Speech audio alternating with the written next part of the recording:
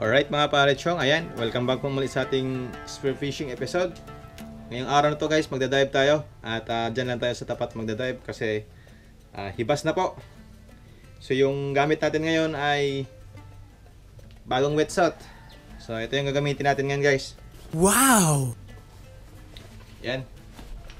Meron na po tayong camouflage na wetsuit. Woo! Smart. Medyo malaki lang ng kunti sa atin to pero ayos lang. What? Magsusuot lang ng tayo ng damit sa ilalim para medyo mag-fit siya konti. So ito yung pants guys, ayan o. So thank you sa mga sponsor. At itong ating diving weights guys ay nagdagdag tayo. Dinagdagan natin to kasi masyadong malutaw or makapal yung wetsuit natin kaya panigurado lulutang tayo mamaya kaya nagdagdag tayo ng 2 piraso. Yan, so medyo mabigat na to guys. At yung ating spear gun din ay nag-upgrade tayo. So ito na yung ating spear gun. Nagpalit tayo ng panibagong flapper natin. At shafting din natin. So ito yung flapper natin, naka-double na. Medyo itong isang flapper lang natin ay tagilid pero ayos lang to. Yan, so simple rin yung rubber 13mm. At ito yung ating DIY na reel. Ayan. So medyo konti lang to pero sa susunod magdadagdag tayo ng line dito para mapuno ito. Bale, ito lang yung nabago dito sa spear gun natin, yung shafting natin. Nagpalit tayo ng bago at ito, double flapper na para kapag nakapana tayo ng malaki, hindi basta-basta makakawala kasi naka-double flapper. Pag nakawala dito sa unang flapper natin, at least meron pang isang naka-reserva. So ayan. So, thank you. Again, thank you sa mga sponsor. After ng ilang minuto nating preparation guys, at ito, nasuot na rin natin ang ating bagong wetsuit. Ang size po nitong wetsuit natin guys ay XL, kaya ang nangyari, medyo maluwag po sa atin itong jacket. Yung unang order kasi natin guys na wetsuit, yung kulay black natin ay large po yun. At nung sinukat natin, medyo nasisikipan tayo, kaya nag-change tayo ng size. At itong sizeness nito ay hindi pala accurate or hindi kapareha or tugma dun sa parehong nabili natin na unang wetsuit natin, kaya nangyari medyo maluwag yung jacket nito. Pero ganun pa man, pwede na rin to pang dagat natin. Ang importante hindi tayo nalalamigan sa paninisid. At dahil unang suot natin itong ating wetsuit guys, ay subok muna tayo na mag-spear fishing dito sa tapat lang ng isla. At sinubukan ko rin po ang buoyancy ng ating tingga at ng ating wetsuit kung tugma ba. At since tugma naman ito, kaya nagpatuloy ako sa pamamana. At ito yung unang dive natin.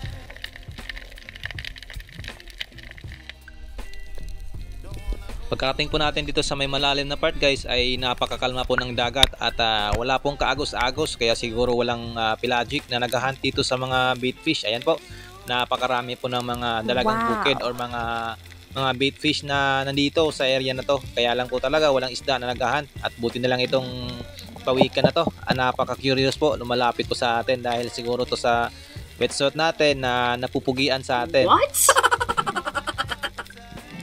At after ng ilang segundo nating pag-aabang guys, may napakita rin sa atin isang good size na sweet lips or oriental sweet lips. At good size naman, kaya kinuha ko na para hindi tayo masero sa dive natin ngayon at para may pang-ulam tayo dun sa bahay. At talagang napaka-curious po ng sweet lips guys or lipty. Ayan, lumalapit po sa atin. Halos maghalikan na po yung dulo ng shafting natin at yung isda. Uh-oh! At ito, natamaan din naman natin. Napakalakas po ng pagkatama dahil napakalapit po ng isda. Kaya yung shafting natin bumaon dun sa may corals. At buti na lang guys, na-recover din natin tong shafting natin at yung huli natin sa dive na to. So dito guys, hindi na tayo nakapag-vlog sa pamamana natin, nakapagpatuloy dahil napakalabo po ng visibility sa mababaw. Hindi na po tayo nagda-dive kasi doon sa may malalim kasi wala pong pelagic na naghahunt, kaya dito tayo sa mababaw nag-hunt. Kaya ito yung mga nahuli natin, mga golden spotted rabbit fish, at mayroon tayong isang dalagang bukid na bilog. Kaya ito ayos na itong huli natin. Mayroon na tayong pangulam sa araw na to. A few inches later. Kinabukasan guys, nag-dive tayo at nagdayaw tayo doon sa spot na madalas natin pagpanaan ng mga ilak. So dito sa unang dayo natin, doon tayo nagtungo sa unang spot na hindi ko pa napag-divean, kaya nag-decide ako na subukan natin dito sa area na to. Alright mga pare chong, so dito tayo magda-dive sa spot na to. Merong bahura dito na part. Ayan, medyo sakto lang po ang lalim, katamtaman lang. Yung mababaw naman na part na pinakamababaw ay doon na sa unahan. So dito may bahura dito, so dito tayo magda-dive, or ito yung tinatawag namin na pasig. Sa gitnang laot may mababaw na part. So ito, hiwala ito doon, hati ito doon. Doon sa may gitna, malalim na. At tapos doon sa may unahan naman, yun na yung mababaw. So dito, mababaw din dito na part. So tinatawag tong pasig sa amin. Dito tayo magda-dive guys, susubok tayo dito kasi napalagay ko lang maganda siguro pagpanaan dito. Alright, tara guys, magdive tayo. Tara, let's go! At dito guys, halos naka-dalawang sisid muna tayo bago tayo nakahanap ng pwedeng panain natin sa spot na to. So dito medyo kabado tayo guys kasi itong spot na to ay hindi ko pa napag-divean, kaya first time natin dito mag-dive sa area na to. At nasa gitnang laot kasi ito guys at wala tayong kasama. Solo dive lang tayo dito, kaya medyo kinabahan ako baka may pating na susugod sa atin, or kaya naman ay pag-angat natin may bangka na madadaanan tayo.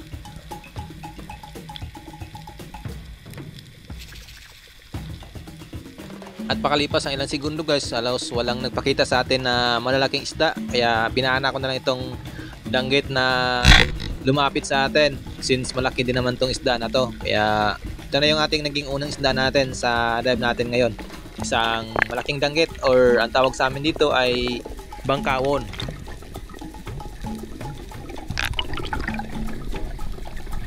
At ito guys, tutulingon tayo sa itaas natin, baka may bangka na biglang babangga sa atin or madadaanan tayo. At after nating makapag-dive dito guys, nag-dive pa tayo ng mga halos 3 beses dito bago tayo umahon at lumipat ng ibang spot, kasi nagsimula na pong lumakas ang agos dito sa area na to, kaya hindi na tayo nakapagpatuloy dito sa pamamana. At ibang spot na lang yung pinuntahan natin, doon tayo nagpana sa madalas nating pagpanaan ng ilak. So ito yung unang dive natin dito sa spot na nilipatan natin. Siguro itong spot na to ay familiar na sa inyo guys, sa mga nakapanood ng mga previous na vlog natin. So dito tayo madalas na mamana ng mga ilak. So unang dive natin dito, at mayroon tayong nakita dito na ilak andun sa may baba guys. Malaki na rin sana, kaya ito, ihintayin muna natin kung lalapit ba to sa atin.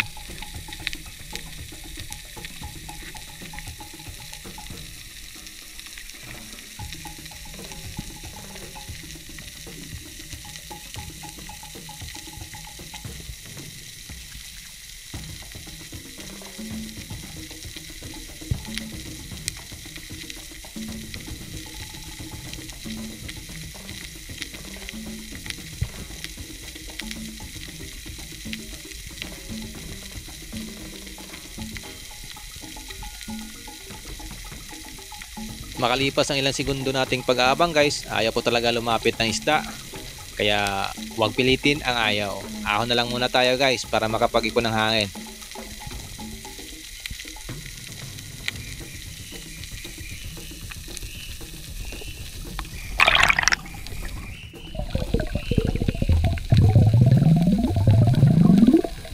At dito naman sa dive na to guys, naglipat lang tayo ng ibang pwesto. So itong pwesto na to, dito yung natin napana yung GT na tinangay yung shafting natin. So dito tayo nagpwesto sa may baba. Dito sa taas guys, may napansin na tayo na may ilak doon sa may baba. Kaya lang ayaw po lumapit sa atin. At eto, nag-abang tayo ng mga ilang segundo. At minamasdan natin kung lalapit ba sa atin yung isda. Kaya lang mukhang ayaw po lumapit, kaya umabante ako guys dito sa may pangpang, at dito ko inabagan yung isda na ilak. Malaki na rin po ito. At dito, lingon-lingon muna tayo guys, baka may GT na biglang dadaan naman sa atin dito.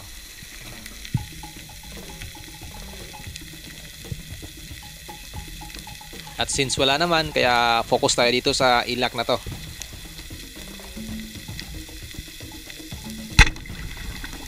Napaka-curious ng isda guys, at ayan, lumalapit po talaga sa atin. At ayan, napagandahan natin yung tama sa isda, kaya panigurado na to, walang kawala sa atin.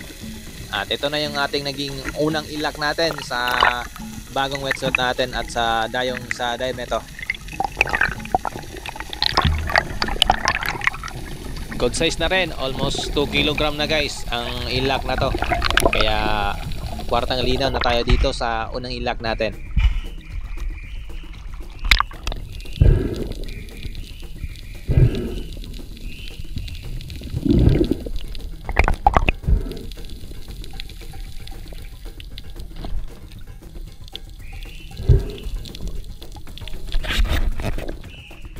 Ayan mga pare chong, isa din tayo sa ilak or brown chub, or ang tawag sa amin ay lupak.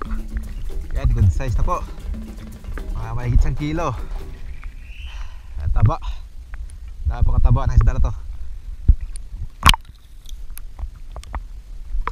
Unang ilak natin sa ating bagong wetsuit. At dahil unang ilak natin to, ayan, picture muna tayo dito sa isda natin.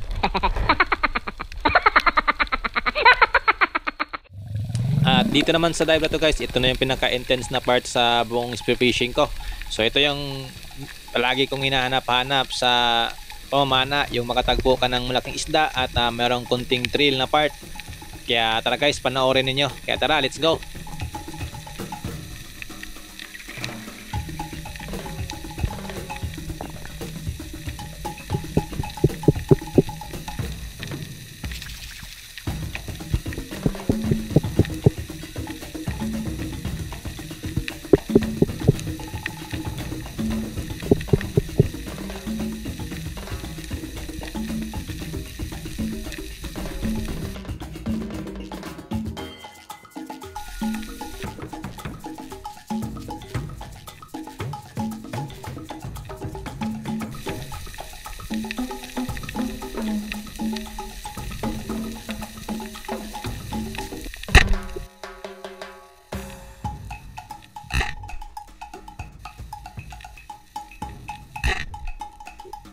At ayun, napagandahan natin ng pagkatama guys ang ating unang GT natin sa dive natin ngayon.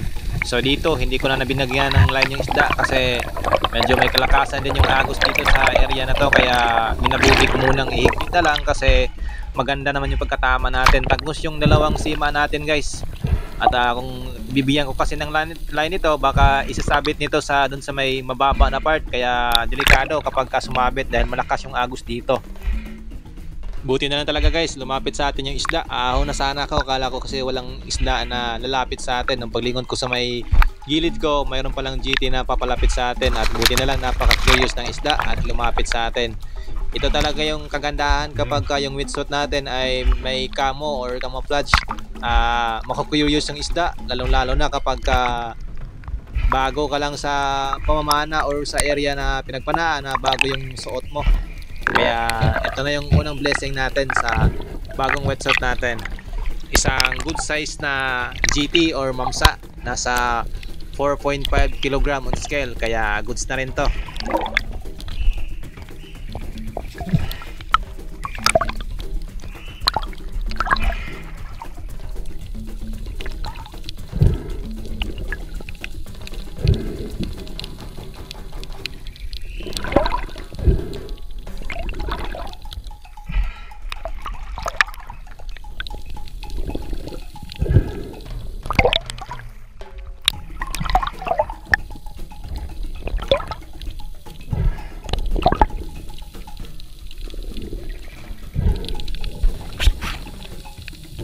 Wow! Thank you Lord.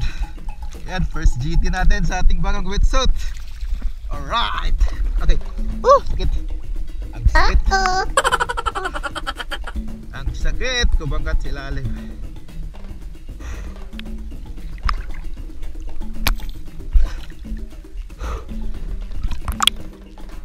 Tagos yung dalawang flapper natin. Ayan o. Dito po talaga sa amin guys ay talagang maiilap na po yung mga isda at minsan ka lang po makita ng mga malalaking isda katulad po nito, kaya kapag ka nakapana ka ng ganitong kalaki ay literal po na jackpot na, kasi yung spot namin o yung area namin ay bugbog sarado na po sa lahat po ng gawain ng pangingisda. Meron po kasing mga illegal dito na gumagawa ng illegal kagaya po ng mga dynamite fishing at meron ding mga nagko-compressor, kaya talagang bugbog sarado na. Kaya ito, kung makakahuli ka nito, talagang jackpot na. Meron ka nang kikitain kahit papano. Hindi po katulad sa ibang lugar, kagaya po nila ni Joy Adventure na sandamakmak po yung mga pelagic sa area nila.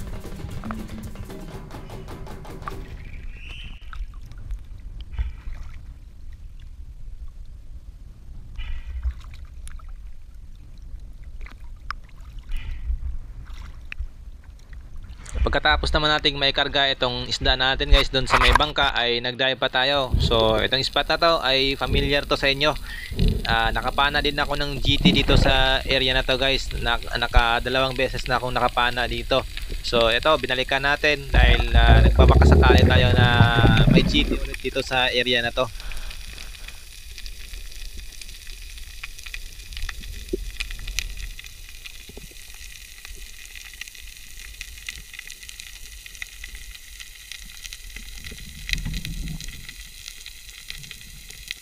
At ang pagkapwesto natin dito guys, wala tayong GT na nakita, pero merong mga ilak tayong nakikita dito.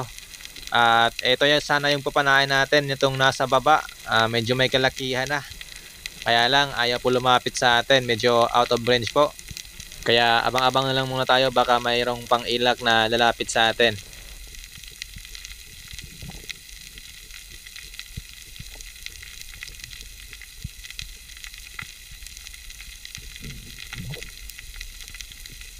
Makalipas ang ilang segundo guys at ayun may nagpakita na rin doon sa may unahan, kaya nag hand signal tayo para mapansin tayo ng ilak at ayun na napalapit natin tong isang ito. At good size na rin to, kaya kunin na natin. Ayaw din naman kasi lumapit nung nasa baba na malaki, kaya ito na lang yung papanain natin, sayang din naman to. Shoutout nga pala guys kay Ma'am Rosana Villahermosa from Davao City. At shoutout din kay Sir Romel Navarrete from Barangay Kanchasay. At shoutout din kay Danilo Adalim at kay Chads Prince Adalim. At kay Rodito Figuron. Shoutout din po kay Renon Fishing Adventure sa Denise De La Cruz family from Naay Cavite. Shoutout din po kay Sagay Adventure, kay June TV Vlog, Si Badong Vlog, kay Ninon's Fishing Adventures, kay Sarlas TV, Manoy Nil Vlog, at kay Bro Craig ako sir. At shoutout din po sa kay Brother Nung Official, Arbook TV, kay Kuya Bert Vlogs, kay Nebriha Vlog, Vinovix Vlog, kay Gospel Psycho, kay Zambales is for Fishing, at kay Antonio The Hunter Mix Vlog. Maraming salamat po. Pagkatapos nitong ma-secure natin guys ay nag-decide ako na mag last dive pa doon sa area na pinagpanaan ko kanina, kung saan nakapana ako ng unang ilak natin sa dive natin. So kaya nga lang wala tayong nakitang ilak, kaya nag-decide ako na umuwi na kasi mandilim na rin kasi sa ilalim guys, at medyo maalangan na tayo sa oras dahil magbabiyahe pa tayo at magbebenta pa tayo ng isda. Kaya nag-decide ako na umuwi na lang, at since sapat na rin naman yung huli natin sa araw na to, kaya tara, uwi na tayo, let's go. Alright guys, ayan, time check natin ngayon ay nasa mga alas 5:30 na po ng hapon. So kakaahon lang natin, wala na kasing isda na nagpakita sa atin, at saka madilim na rin sa ilalim, kaya nag-decide ako na umuwi na. So ito lang yung mga nahuli natin guys. Naka-4 na piraso tayo. Isang mamsa, yan, nasa mga 4 na kilo siguro yan, or 5 kilo. 2 ilak. Yan, tapos may danggit tayo na isa. Ito lang siguro yung pang-ulam. Ayan, so 2 ilak, isang mamsa or GT natin. First GT natin sa wetsuit natin. So 4 lang tayo, pero goods na rin yung huli natin sa ating bagong wetsuit. Ayan, so shout out sa mga sponsor and maraming salamat po. So tara guys, uwi na tayo At ibebenta na natin yung isda. Let's go!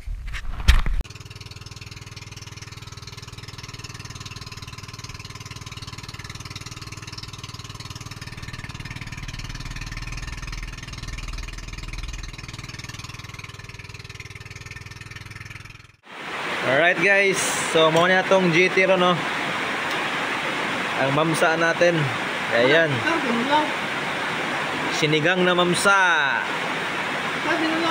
Ayan, no?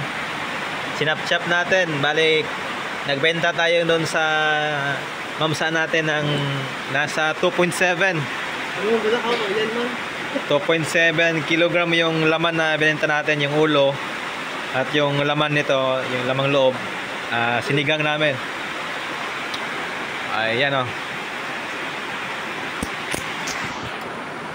Alright. Ayan, yung tungol guys, o. Ayan, o. Yung tungol na isda.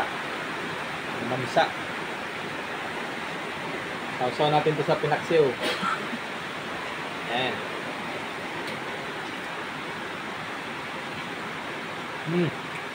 Paila, tao. Lame.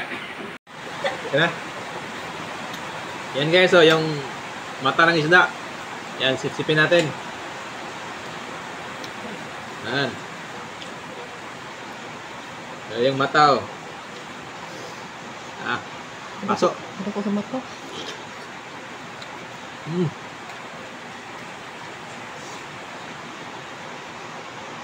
Napakasarap. Pwede silang kamatis. Kamatis. Ayos. Alright mga palechong, so ito na yung ating kinita kahapon. Yung dalawang ilak natin guys ay binenta natin dun sa buyer. Naging 3.2 yung dalawa. Bali, nag-increase po sila ng per kilo. Bali, naging 210 po per kilo yung bili nila. Kaya kumita po tayo dun sa ilak ng 672. At yung GT naman natin guys ay chinap-chap ko dito sa amin. Hindi na ako nakapag-vlog kasi ang dami pong nakabang na mamimili.